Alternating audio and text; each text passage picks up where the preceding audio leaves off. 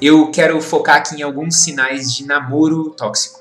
2 sinais mais importantes. O primeiro deles é entre a pessoa alterna entre idolatrar ou odiar você. Então existe uma alternância entre idolatrar e odiar. Quando você está lidando com uma pessoa tóxica, ela se sente, de certa forma, dependente de você e ao mesmo tempo odeia o fato de ser dependente de você.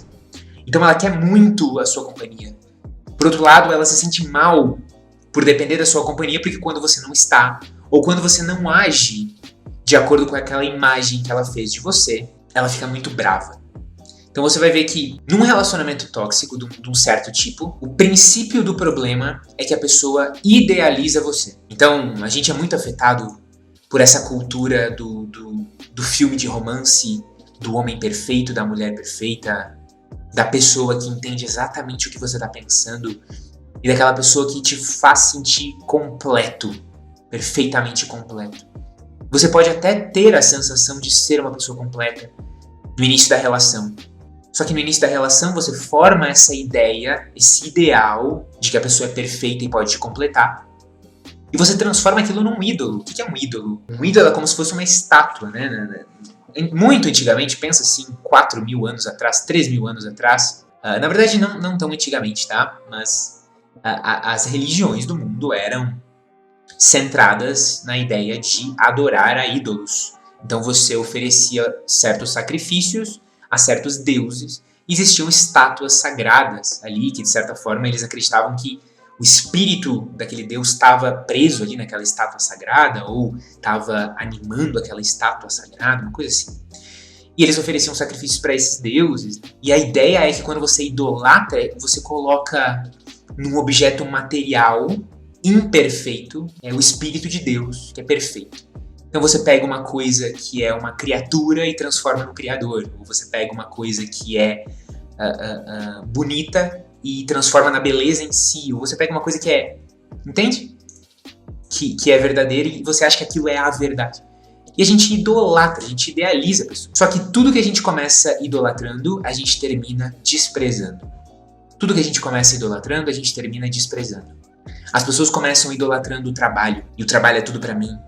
E eu vou trabalhar, eu vou construir uma empresa, e ela faz tudo pelo trabalho. Com o tempo, ela vê que o trabalho não preencheu aquele vazio, que ela tá com burnout, que ela tá pensando em largar tudo, que ela tá gostando mais de ficar na cama do que de levantar para trabalhar.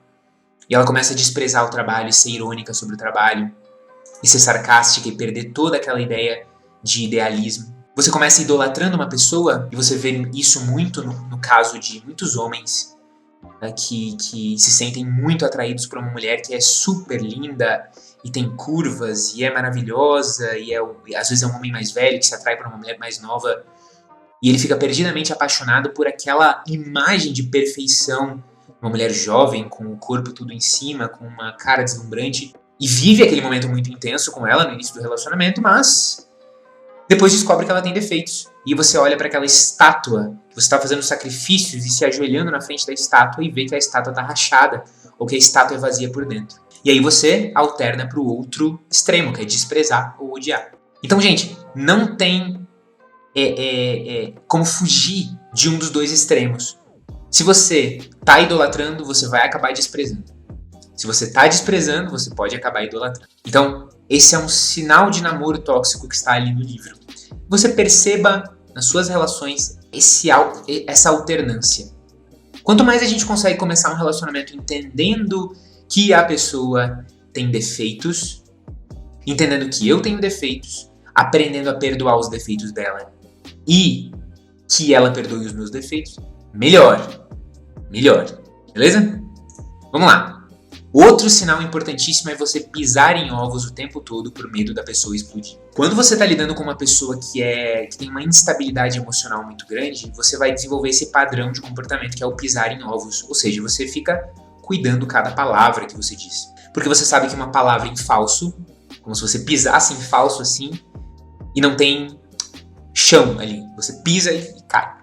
Ou você pisa e tem uma bomba armada ali naquele campo minado. A pessoa vai explodir. Vocês vão ter um ataque de raiva, uma discussão. É muito ruim, é um péssimo sinal quando você sente que tem que pisar em ovos com o seu namorado, com o seu namorado, com o seu noivo, com a sua noiva. Por quê? Porque é um sinal de que a espontaneidade da relação está morrendo. Não é que você não tenha que cuidar o que você diz. Você precisa cuidar o que você diz. Porque você é um adulto, você não é uma criança. Ou seja, se eu sei que tem um assunto sensível com a minha noiva, eu não vou ficar falando do assunto.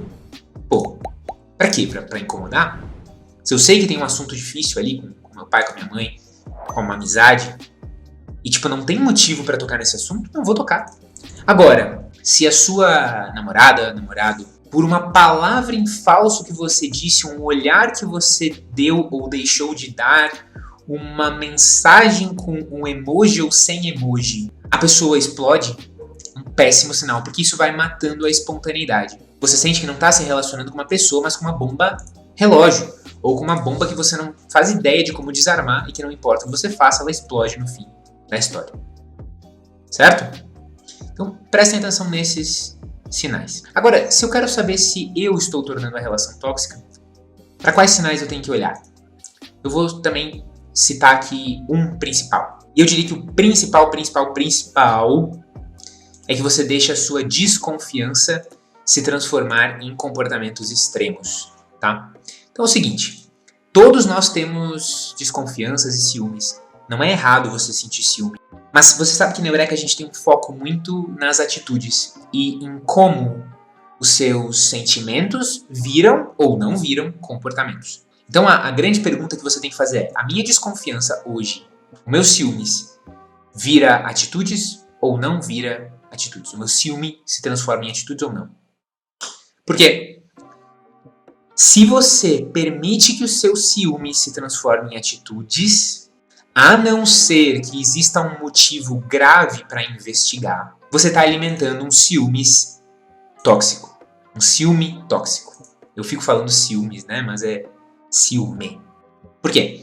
Existem situações na vida em que você vai ter motivos graves para investigar o seu parceiro, certo? O que é um motivo grave?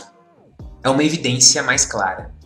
Então, pô, imagina que você chegou lá para buscar o seu marido no trabalho e ele estava conversando com uma certa colega de trabalho, super próximo, e a colega estava encostando nas costas do seu marido, né, enquanto falava assim, dava um toquezinho, e estavam rindo bastante, e estavam mostrando foto no celular um pro outro. Peraí, tá estranho, tá muito estranho. Então você tem total direito de chegar pro seu marido e perguntar: olha, eu achei muito estranha aquela conversa, o que tá acontecendo? Quem é aquela pessoa? Não achei legal você conversar com tamanha proximidade com alguém. Parece muito estranho pra mim. Isso é totalmente justo, não tem nenhum problema fazer isso. Certo? É um motivo grave, existe ali uma situação acontecendo. Agora, você dizer assim: quando a gente estava pegando o ônibus, eu vi que uma hora você olhou por 2 segundos para uma pessoa. Quem é aquela pessoa? Você conhece? Você está fingindo que não conhece ela para que eu não desconfie? Aí, obviamente, a gente está entrando no nível da paranoia. Quando você transforma a sua paranoia em atitudes, você alimenta a sua paranoia. Então isso é importante que você entenda. Não transforme a sua paranoia em atitudes. Agora, se existe um motivo grave para investigar, obviamente você vai investigar, até porque você não vai estar investindo o seu tempo e a sua energia no namoro com uma pessoa que não presta, né? Que não tem caráter, que não tem valores, que não tem princípios. Então é óbvio que aqui não é a ideia de nunca você transformar seu ciúme em ação, mas você tem um motivo grave para isso.